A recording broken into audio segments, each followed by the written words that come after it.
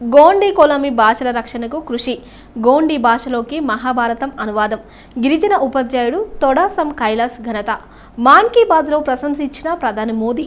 ఆదివాసీ పేద కుటుంబంలో జన్మించి అభ్యున్నతి వైపు ప్రయాణిస్తున్నాడు గిరిజన ఉపాధ్యాయుడు తొడాసం కైలాస్. అంతరించిపోతున్న గోండి కొలామి భాషల పరిరక్షణకు ఎనలేని కృషి చేస్తున్నాడు. ఆర్టిఫిషియల్ ఇంటెలిజెన్స్ ద్వారా యాంకర్ను సృష్టించి గోండి భాషలో వార్తలు చదివిస్తున్నాడు. గోండి కొలామి తెలుగు, హిందీ, ఆంగ్లం, లంబాడ భాషల్లో వందలాది పాటలు రాసి ఔరా అనిపించాడు. ఆదిలాబాద్ జిల్లాలోని మావాల మండలం భాగపూర్ గ్రామంలో నిరుపేద కుటుంబంలో జన్మించిన కైలాస్ సేవల గురించి ఇటీవల మాన్ కీ బాత్ కార్యక్రమంలో ప్రధాని మోదీ కూడా ప్రస్తావించి ప్రశంసించడం గమనార్హం.